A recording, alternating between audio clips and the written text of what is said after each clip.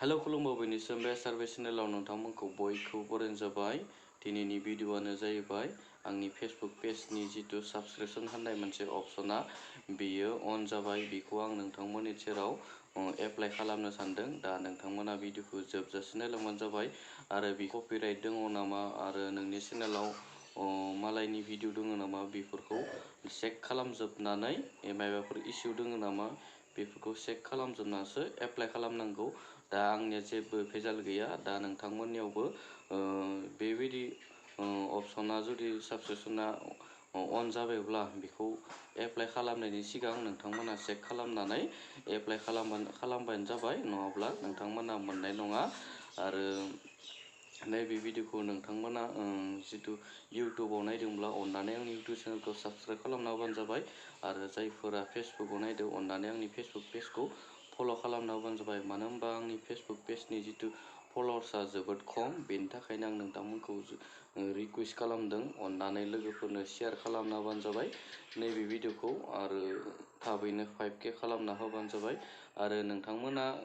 आरो नोंथांमोननि गेजेराव साबस्क्रिपशना जुदि अन जाबायब्ला बेखौ एप्लाइ खालामनो रोङाखैब्ला नोंथांमोना कमेन्टआव फोरमायहर। आं नोंथांमोनखौ फोरोंहरगोन माबोरै एप्लाइ खालामनांगौ। आरो नैबे भिडिअ'खौ जोबजासिम नायलांबानो जाबाय माबोरै एप्लाइ खालामो। बेयावनो नोंथांमोना रोखा रोखा नुलांखागोन। दा आङो फेसबुक पेजाव थांनोसै। दा नोंथांमोना नायलांबाय थादो।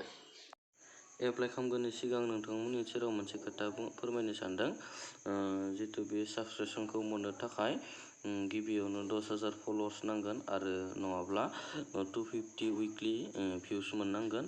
आरो बेनि एंगेजमेन्टखौ 50,000 मोननांगोन आरो नङाब्ला 1,80,000 मिनिट मोननांगोन। अब्लानो बेखौ मोनब्ला बे सेटआप अपसना गावैनो अन जागोन आरोना। बेनिफ्राय नोंथांमोना एप्लाइ खालामनो हागोन। दा आङो आंनि फेसबुक पेजाव फैबाय। आंनि फेसबुक पेजआ बेनो SRBChannel। दा सी डेक्सबर्डआव थुना होनोसै। बेनिफ्राय नै आंनि जितु फल'वार्सआ 170ल' जोबोद खम, बेनि थाखायनो नोंथांमोनखौ फल' खालामनो थाखाय खावलायनो थाबाय। दा मनिटाइजेसन अपसनाव थुना होदो। बेनिफ्राय दसे वेट खालामदो, नेटआ एसे स्ल'। नै आंनिया बानास अपसनाबो सेटआप जाबाय, बेखौ आं खालामखाबाय। दा बेयाव बेसेबां आर्निं जाना दोङो नोंथांमोना देखायनि। नै थाइनै जाना दोङो फट' हेगारनानै। नोंथांमोनाबो फट' हेगारनानै फैसा खामायनो हागोन। बेहाय जेसेनो शेयार लाइक मोनगोन अब्लानो बे इनकामा जागोन आरोना फट' हेगारनानै। आङो आगोलावनो एकाउन्ट लिंकफोरखौ खालामजोबना लाबाय जेब्ला बानास मोननाय समाव। बेयाव आङो दा इजि जासिगोन दानि साबस्क्रिपशन जितु एप्लाइ खालामनायाव।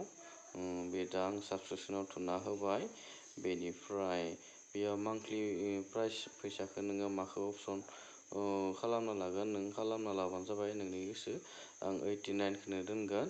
बेनिफ्राय साबस्क्राइबार बेनिफिट, दा नोंनि बेनिफिट मायाव नोंहा बेनिफिट मोनगोन नोङो। एक्सक्लुसिभ कन्टेन्ट दोङो, डिसकाउन्टस दोङो, बेनिफ्राय लाइभ भिडिअ दोङो, साबस्क्राइबार ग्रुप दोङो। आं दा बेहाय गासैयावबो माने टिक मार्क खालामजोबना लागोन आरोना। बेयाव गासैयावबो टिक मार्क खालामजोबना लागोन। दा नोंथांमोननि गोसो मायाव नोंसोरो टिक मार्क खालामनानै लायो। आं गासैयावबो खालामना लाजोबगोन। बेनिफ्राय आपडेट अपसनाव थुना होबानो जाबाय। आपडेट अपसनाव थुनाय लोगो लोगोनो नैबायदि अपसन नुगोन जेरै एड टुल। बे एड टुलाव नोंथांमोना थुनानै होबानो जाबाय। बेनिफ्राय नै थुखांनायनि उनाव नैबायदि नुगोन। नै आंनिया साक्सेसफुल जाबाय। जितु साबस्क्रिपशननि जितु एप्लाइ खालामनाया साक्सेसफुल जाबाय। बेबायदि नै अपसनाव थांजोब्बाय इउआर टुल्सआव। दा आंनिया साक्सेसफुल जाबाय आरोना। नोंथांमोननिसिम गोजोननाय थाबाय नैबे भिडिअ'खौ जोबजासिम नायनो थाखाय। आरो आंनि फल'वार्स नोंथांमोननि गेजेराव नोंथांमोननियाबो नैबे साबस्क्रिपशन अपसना जितु अन जाबायब्ला बेखौ एप्लाइ खालामनो गोनो गोथो जादोंब्ला कमेन्टआव फोरमायहर, आं नोंथांमोनखौ फोरोंहरगोन। जोबथारनायाव नोंथांमोनखौ मोनसे रिकुवेस्ट खालामनो सानबावदों। अननानै आंनि फेसबुक पेजखौ फल' खालामना होबानो जाबाय SRBChannel। आरो लोगोफोरनो शेयार खालामना होबानो जाबाय अननानै। आरो नोंथांमोनाबो जितु सेटआप खालामनो रोङाखैब्ला अननानै कमेन्टआव फोरमायहर आं नोंथांमोनखौ फोरोंहरगोन दा आं दिनैनि भिडिअखौ बेखिनियावनो दोनथ'नोसै नेक्स्ट भिडिअ लोगो मोनगोन